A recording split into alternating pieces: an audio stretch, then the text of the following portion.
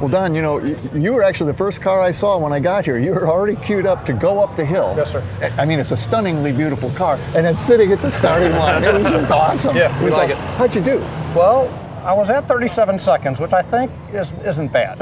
We didn't build the car crazy for speed, but it's respectable. Yeah. Well, and I'll tell you, like I said before, it's just stunningly beautiful. Thank you. You built it or built a lot? Yeah, of it was a concept was all mine, you know, and then of course I had a lot of help. Sure. Yeah. So we studied. I studied Speedsters for about 3 years, photographing everything I possibly could. Really? Researching, trying to figure out how we wanted the body custom made off of kind of how they did it back in the day, trying to keep everything really period correct. Well, you know, and that's the other thing is really Speedsters are all sort of individual. Everyone was different because everybody had their own ideas and this and that. And so, what did you start with? Did you have a complete car? Yeah, so no, all I had was a chassis and a motor. Really? Chassis, motor, and then it had the cowl, and that was it. That's all I had on it, and so sky was the limit, you know. So I bought the car, I put it in storage for about those 2 or 3 years till we kind of had a whole game plan on how everything wanted to be constructed, and making the right contacts and who could do the job. Yeah, so start down the road. Start down the road. Yeah. And because Ford didn't make a true traditional factory-built Speedster, if you wanted one, you had to hand build one. Exactly, and that's like I said, why they're all different. That's why. That's I like the uniqueness part of it. Yeah. Me too. You've obviously re-chromed everything. All original. On the grill shell, yeah. This was the original shell that was on there. We re-hammered it and got it smooth and repolished it, and then of course was it the stainless steel? Stainless steel, oh, okay. right? Well, and then I bought another stone guard to make all these stone guards. Right. You know, the hand make the stone guards for the headlights. Oh my goodness. And, so that was just taken off of another donor stone guard, and then the headlight pods and everything to hold out the stanchions. Those were all handmade. Wow. And what are these from? Do you know? I think Studebaker, but don't quote me. I'm not 100% sure.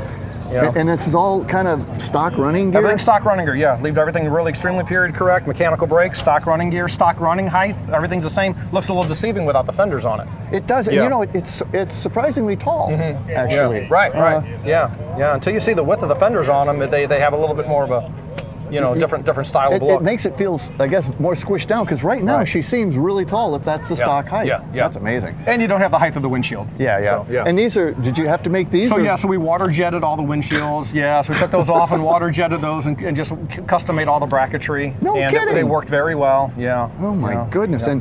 And the this again, these things are oftentimes pretty rough. This thing is just gorgeous. Yeah, so we kept everything pretty original. Even the stock riser we flipped upside down and was able to push everything back just a little bit. We pushed everything back about 6 inches, 4 to 6 inches, which gave me a little bit more leg room, being 6 foot tall. But then try to keep all the accessories period correct, and even the deluxe dashboard and things like that. Just try to keep everything from the 20s and 30s as much as we could. So that is actually a deluxe dashboard. Deluxe dashboard, yeah, made by Dunn. It's got 2 Dunn gauges in it. Yeah, so that's an original Dunn Aristocrat dash. Where'd you find that? Well, that was an eBay find. Was it? But now, it's a great place. Yeah, so we try to hunt those down as much as we can. Well, then how about? I mean, you made these too? Correct. Yeah. So we made patterns all off of for the steps, and then we water jetted those and had everything TIG welded, and then I polished them. We made these out of stainless. Wow. And I love the oak floor. Oak floor, a lot of clear. Yeah, a lot of clear. Yeah. All steel. Of course, all of this is steel? Everything's steel. Yeah, all hand fabricated, and it has a few things in there that are for the show as far as cleaning supplies and things like that. So little storage under there. Little storage. So I got my car cover back there, and car cover sits way in the back, and then enough for my chairs and a few other. It's actually an amazingly large area. Yeah, it's not too bad. Yeah. And I like your dual cowls here. Dual cowls, yeah. So we that's all steel. These are all. It is, yeah. Everything's steel. We formed everything out of high density urethane foam first to get the look of what we wanted. Right. And then once we got that dialed in, then my steel fabricators made it out of steel. Yeah. I mean, is this English wheel and mostly hammering and all that? Wow, that's so much work. Yeah, Patrick Hetty out of Krakow, Missouri is a metal fabricator and just did an amazing job. Okay. So, yeah. And I mean, the detail, just the curves and the way she swoops around this bulge out here is fantastic. What are these babies? Okay, so these I believe are either 49 or 50 Buick Super Roadmaster Deluxe.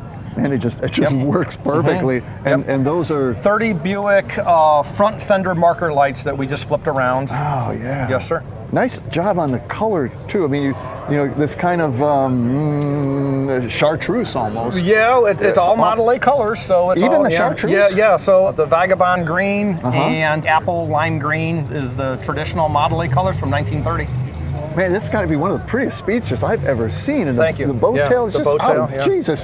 It worked really good, so we like it. Yeah. And all your pinstriping, your lettering is just, the detail. Yeah. Man, it's incredible. Well, we like the detail, we like the pinstriping, but I had to be a little bit more conservative on a car that was trying to keep all relatively period correct. So it's hard to hold back sometimes. Yeah. I hear you. I hear you. And you don't know how much is too much. Yeah. Well, I think you got it just about right here.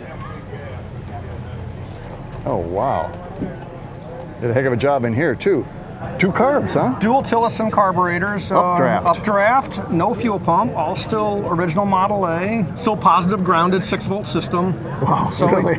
same deal. We tried to really make sure that we stayed as period correct as we could on the car. I did put an alternator on it, which helps quite a bit with, Yeah, sure. you know, headlights and a few other things. But other than that, just really wanted to keep the car as correct as possible. So is that like period speed equipment, the dual carbs? Or? Yeah, dual carbs and the Vortex. And the Vortex was like from that period too? From the period, still available from Charlie Yap over at Scalded Dog.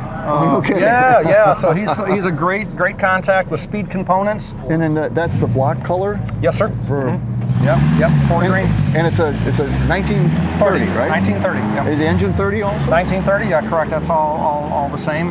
We got a late 30 firewall with the indented teardrop, so it's late 31 teardrop. So a little mix up a few little things in here, but we try, like I said, just trying to keep the car fairly in the 30s. Love your oil can. Yeah. Man, oh man. And I saw you going up. I heard it run. She just runs beautifully. Really good, yeah. We got a great motor builder in St. Louis. Palmer Lawson built my motor and got everything balanced and tuned up just perfect for me. I've never had a bit of trouble with it. It's always fired right up. Man, it's stunning. Now, have you been to the hill climb before? I have. So I've been going for about 20 years now. First went without a car. You can't explain it to people sometimes on the show on how cool of a show it is and how much fun we have. And it's just totally different than any other show you go to. It is. There's so much weird stuff here. That's what I love. And I can't believe, they'll just run anything up that hill. Yes, yeah. And for a population of, 400 and something people, on I a believe. Good day. You know, what the community brings out to the show, it's great. We love it. Yeah. And of course, a day like today, you can't beat it. No, so, yeah, I mean, early October in Newport, Indiana. Exactly.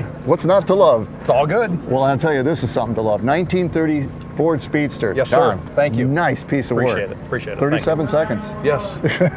For today.